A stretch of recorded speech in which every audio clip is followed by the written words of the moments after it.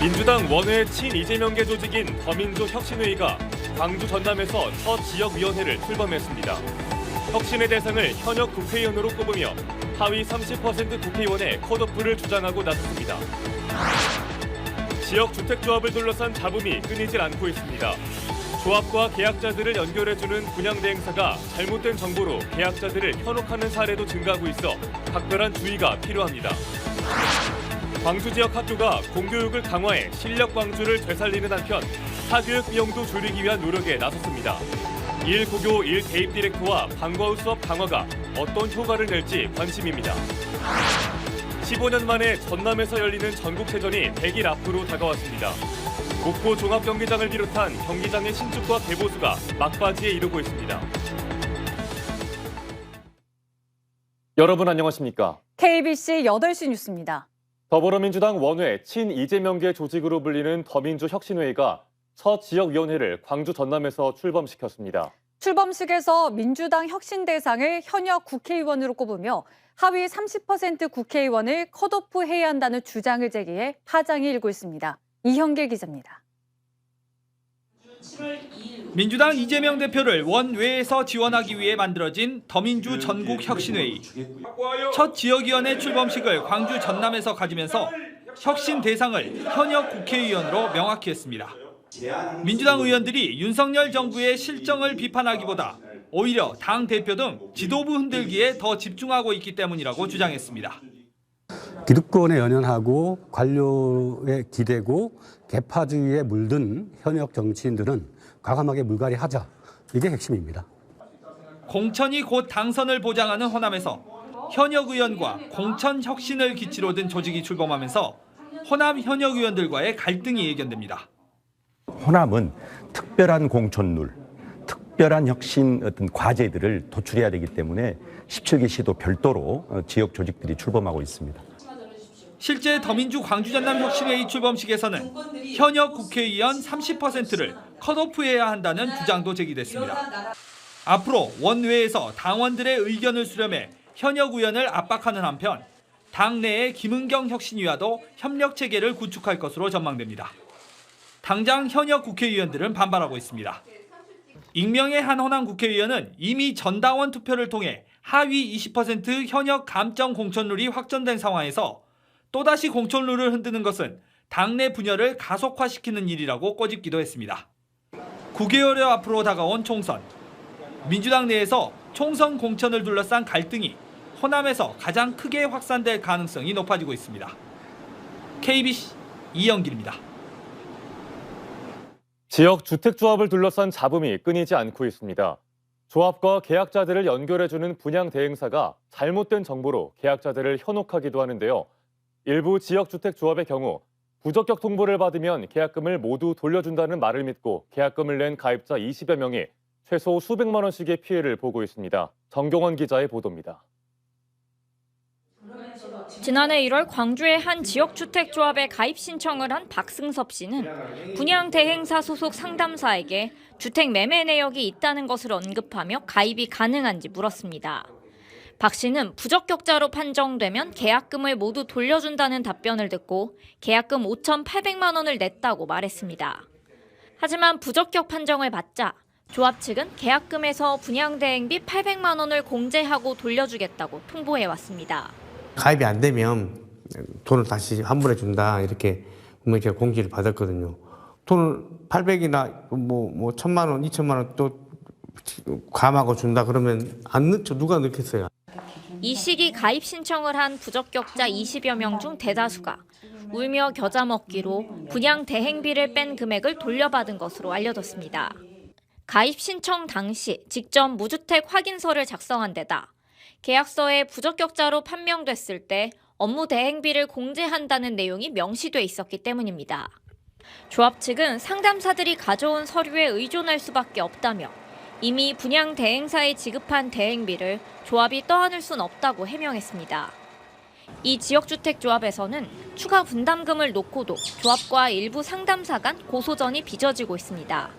조합 측은 추가 분담금이 없다는 거짓말로 조합원을 모아 조합 측에 손해를 끼치고 있다며 일부 분양 상담사를 형사 고소까지 했습니다. 지역 주택조합을 둘러싼 잡음이 끊이지 않는 가운데 피해를 막기 위해서는 조합과 지자체의 추진 상황과 계약 조건 등을 꼼꼼히 확인해야만 합니다. KBC 정병원입니다. 광주 전남 코로나19 일일 확진자 수가 일주일 새 600명 넘게 급증한 걸로 조사됐습니다.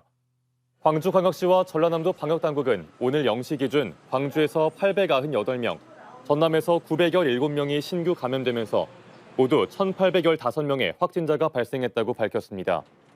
이는 일주일 전보다 650여 명 많은 수치로 방역당국은 재감염자가 대부분이며 치명률은 독감보다 낮은 0.02에서 0.05 수준이라고 설명했습니다.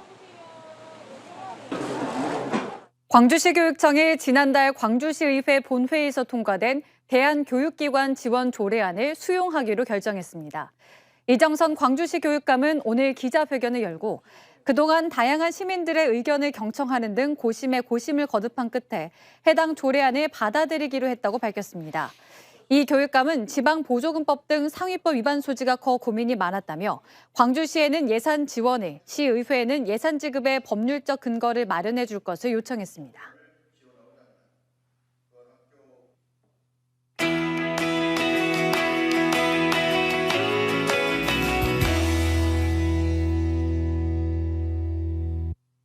KBC 기획보도 다시 학교로 두 번째 순서입니다. 광주 지역 학교가 변신을 꾀하고 있습니다. 공교육을 강화해 실력 광주를 되살리고 사교육 비용도 줄이겠다는 겁니다. 특히 사설 컨설팅 비용을 줄이는 1고교 1대입 디렉터 양성과 다양한 방과 후 수업 강화가 관심을 끌고 있습니다. 강동일 기자의 보도입니다. 수업이 끝난 고3 교실 한켠에서 1대1 상담이 한창입니다. 6월 모의평가 성적까지 나오면서 대입 전략을 수정하는 겁니다. 미래에 대한 확신이 없는 상태니까 불안하기도 하지만 선생님 말씀 들으면 더 안정될 수 있는 것 같아요. 수능으로 대학 간다는 말은 옛말이 된 지 오래. 복잡한 대입 전형에 맞춰 학생 개개인에 맞는 전략이 중요하다 보니 사설 컨설팅 한 번에 수십만 원씩 하는 경우도 있습니다. 이런 부담과 불안감을 덜어주기 위해 광주시 교육청은 교사가 직접 입시 전문가가 되어 학생에게 맞는 전형을 찾아주는 대입 전문 디렉터를 고교마다 양성하기 시작했습니다. 학생 선택형 교육과정이 도입이 되면서 학생이 1, 2학년 학생이라고 하더라도 과목 선택에서부터 학교 활동의 방향성 전체를 상담해주고 조언해주는 전문가가 필요하다. 광주의 한 고등학교는 8교시와 9교시를 학생들이 부족하거나 관심이 있는 수업을 들을 수 있도록 방과 후 수업을 강화했습니다. 국영수 과학 사회 과목은 물론 체육과 미술까지 35개 수업을 개설해 운영 중입니다. 자기 수준별로 난이도도 선택할 수 있어서 부족한 부분을 확실하게 채우고 나아갈 수 있다는 점이 좋은 것 같습니다. 교사들도 적극 동참해 학생들의 성적 향상에 앞장서고 있습니다. 교과 보충 시간을 이용해서 학생들의 질문도 자유롭게 하고 더 못 해봤던 내용도 다룰 수가 있어서 저도 보람도 느끼고 1년 사이 광주 지역 고등학교의 방과 후 수업은 3,700여 개에서 4,500여 개로 22% 늘었고 참여 학생도 19,000여 명에서 27,000여 명으로 44%나 증가했습니다. 광주 지역 학교들이 공교육을 강화하는 한편 사교육 비용을 줄이는 실력 광주로의 변신을 꾀하고 있습니다. KBC 강동일입니다. 정부의 강제징용 피해자 배상금 공탁 신청을 불수리한 광주지방법원 공탁관이 정부의 이의 신청도 받아들이지 않았습니다. 이에 따라 해당 공탁관은 5일 이내 이 신청서에 자신의 의견을 따라 관할 지방법원인 광주지법에 송부하게 돼 배상금 공탁 신청 수리 여부는 법관의 판단을 받게 됐습니다. 앞서 광주지법은 외교부의 징용배상금 공탁 신청에 대해 양금덕 할머니가 거부 의사를 분명히 밝혔다며 공탁을 불수리했고 이춘식 할아버지에 대한 공탁은 서류 미비를 이유로 반려했습니다. 고흥에서 군내버스가 논두렁에 빠져 7명이 다쳤습니다. 오늘 낮 1시 15분쯤 고흥군 과영면의 한 도로에서 군내버스가 논두렁으로 추락해 탑승하고 있던 운전기사와 승객 등 7명 가운데 3명이 크게 다치고 4명이 경상을 입었습니다. 다행히 중상자 3명은 생명에는 지장이 없는 걸로 알려졌습니다. 광주의 한 초등학교에서 집단 식중독 의심 신고가 접수됐습니다. 남구청은 어제 오후 4시쯤 월산동의 한 초등학교에서 급식을 먹은 학생 6명이 복통과 설사 등 식중독 의심 증상을 보인다는 신고가 접수돼 역학조사를 진행하고 있다고 밝혔습니다. 해당 학교는 조리실 공사로 인해 지난 3일부터 광산구의 한 위탁업체에서 조리한 음식을 배식한 걸로 확인됐으며 오는 7일까지는 대체식을 제공할 예정입니다. 15년 만에 전남에서 다시 열리는 전국체전이 100일 앞으로 다가왔습니다. 목포 종합경기장을 비롯한 경기장의 신축과 개보수가 막바지에 이르렀고 숙박과 교통 등 손님 맞이 준비에 만전을 기하고 있습니다. 이동근 기자의 보도입니다. 전국체전 개폐식과 육상 경기가 열리는 목포 종합경기장입니다. 95%의 공정률로 건축 공사를 완료하고 시설물 설치와 경기장 주변 도로 등 정비 작업이 이루어지고 있습니다. 보시는 것처럼 주경기장의 트랙과 잔디가 모두 식재됐습니다. 다음 주부터 조명탑과 스탠드가 설치되면 사실상 공사는 마무리 단계에 이릅니다. 노후된 실내체육관의 개보수 작업은 완료됐습니다. 당초 남부대 수영장의 임대를 검토했던 실내 수영장도 경영풀과 다이빙장을 신설하는 방안으로 바꿔 성공 개최를 위한 막바지 구슬땀을 흘리고 있습니다. 7월 말 준공 공정대로 이제 최선을 다해서 안전하게 공사를 추진할 계획이고요. 시스템 점검을 한 다음에 경기장을 거쳐서 10월 전국체전을 성공적으로 개최할 계획입니다. 이번 체전은 오는 10월 13일부터 19일까지 주경기장인 목포를 중심으로 전남 22개 시군에서 분산 개최됨에 따라 81개소의 지역별 종목 경기장도 다음 달까지 모든 준비를 완료할 예정입니다. 다음 달부터는 목포 종합경기장에서 전국 시도대항 육상 경기가 개최되는 등 종목별로 프로대회를 열어 대회 운영 전반을 점검할 예정입니다. 당초 3,000명이 계획된 자원봉사대는 4,000여 명이 신청할 정도로 도민들의 참여가 뜨거웠고 도민응원단 13,000여 명, 성화봉송에도 700여 명이 참여해 성공 개최를 돕게 됩니다. 전국체전이 목포에서 열리게 되어서 자원봉사를 하게 됐는데 앞으로 오시는 관광객분들이나 선수분들께 도움이 되고자 최선을 다하겠습니다. 반면 선수단이 머무를 호텔이나 콘도 등의 대형 숙박시설이 부족한 데다 체전에 앞서 건립될 예정이던 목포 원도심의 500실 규모 호텔마저 자금난으로 멈춰서 숙박 대책은 여전히 과제가 되고 있습니다. KBC 이동근입니다. 기아 타이거즈가 오늘 주전급 내야수인 류지혁을 삼성으로 보내고 포수 김태군을 받는 1대1 맞트레이드를 진행했습니다. 김태군은 올 시즌 49경기에서 타율 2할 5푼 6리, 1홈런, 18타점을 기록 중인 주전급 전력이지만 팀 내에서는 리그 정상급 포수인 강민호에게 밀려 많은 기회를 얻지 못했습니다. 지난 스토브리그에서 주전 포수를 놓친 기아와 포수 자원이 풍족한 삼성과의 트레이드 가능성은 꾸준히 제기돼 왔으며 최근 성적 부진에 빠진 삼성이 주전급 내야수를 구하면서 트레이드가 성사됐습니다. 전남 나주교통 노동조합이 10년 만에 총파업을 예고하면서 나주시가 대책 마련에 나섰습니다. 나주교통 노조는 나주시와 사측에 임금 인상과 시내버스 감차 계획 철회 등을 요구했지만 합의에 이르지 못했다며 내일 찬반 투표를 통해 오는 10일 총파업 돌입 여부를 결정하겠다고 밝혔습니다.